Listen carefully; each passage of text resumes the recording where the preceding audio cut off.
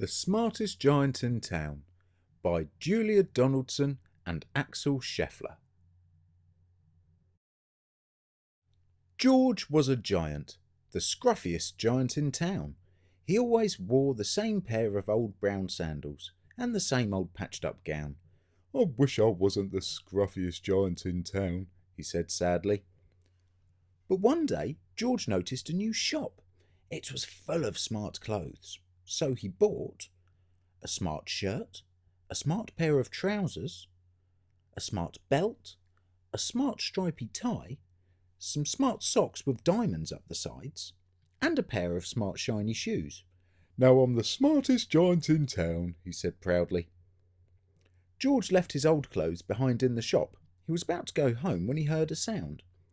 On the pavement stood a giraffe who was sniffing sadly. "What's the matter?" asked George. "It's my neck," said the giraffe. "It's so very long and so very cold. I wish I had a long warm scarf." "Cheer up," said George, and he took off his stripy tie. "It didn't match my socks anyway," he said, as he wound it round and round the giraffe's neck. It made a wonderful scarf. "Thank you," said the giraffe. As George strode towards home, he sang to himself. "My tie is a scarf for a cold giraffe, but look me up and down, I'm the smartest giant in town." George came to a river. On a boat stood a goat who was bleating loudly. "What's the matter?" asked George. "It's my sail," said the goat. "It blew away in a storm. I wish I had a strong new sail for my boat." "Cheer up," said George, and he took off his new white shirt. "It kept coming untucked anyway," he said, as he tied it to the mast of the goat's boat. It made a magnificent sail. "Thank you," said the goat. George strode on, singing to himself. "My tie is a scarf for a cold giraffe, my shirt's on a boat as a sail for a goat, but look me up and down, I'm the smartest giant in town." George came to a tiny ruined house. Beside the house stood a white mouse with lots of baby mice. They're all squeaking. "What's the matter?" asked George. "It's our house," squeaked the mother mouse. "It burnt down, and now we have nowhere to live. I wish we had a nice new house." "Cheer up," said George, and he took off one of his shiny shoes.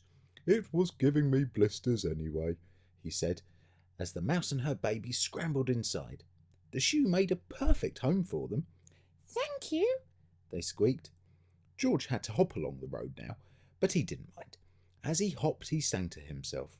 "My tie is a scarf for a cold giraffe, my shirt's on a boat as a sail for a goat, my shoe is a house for a little white mouse, but look me up and down, I'm the smartest giant in town." George came to a campsite. Beside a tent stood a fox who was crying. "What's the matter?" asked George. "It's my sleeping bag," said the fox. "I dropped it in a puddle. I wish I had a warm, dry sleeping bag." "Cheer up," said George, and he took off one of his socks with diamonds up the sides. "It was tickling my toes anyway," he said, as the fox snuggled into it. It made a very fine sleeping bag. "Thank you," said the fox. George hopped on, singing to himself. "My tie is a scarf for a cold giraffe, my shirt's on a boat as a sail for a goat, my shoe is a house for a little white mouse, one of my socks is a bed for a fox, but look me up and down, I'm the smartest giant in town." George came to a big squelchy bog.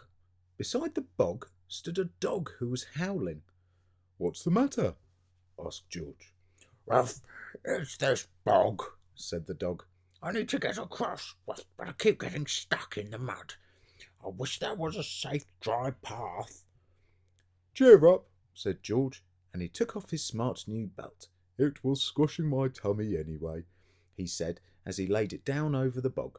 It made an excellent path. "Oh, well, thank you," said the dog. The wind started to blow, but George didn't mind. He hopped on, singing to himself. "My tie is a scarf for a cold giraffe, my shirt's on a boat as a sail for a goat, My shoe is a house for a little white mouse. One of my socks is a bed for a fox. My belt helped a dog who was crossing a bog, but my trousers are falling down. I'm the coldest giant in town. Suddenly George felt sad and shivery and not at all smart. He stood on one foot and thought. I'll have to go back to the shop to buy some more clothes, he decided. He turned round and hopped all the way back to the shop. But when he got there it was closed. Oh no, cried George. He sank down onto the doorstep and a tear ran down his nose. He felt as sad as all of the animals he had met on his way home. Then, out of the corner of his eye, he saw a bag with something familiar poking out of the top.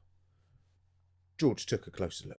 My gown, he yelled. My dear old gown and sandals. George put them on. They felt wonderfully comfortable. I'm the cosiest giant in town, he cried, and danced back home along the road. Outside his front door stood all the animals he had helped. They were carrying an enormous present. Come on, George, they said. Open it. George untied the ribbon. Inside was a beautiful gold paper crown and a card. Look inside the card, George, said the animals. George put the crown on his head and opened the card. Inside it said, Your tie is a scarf for a cold giraffe.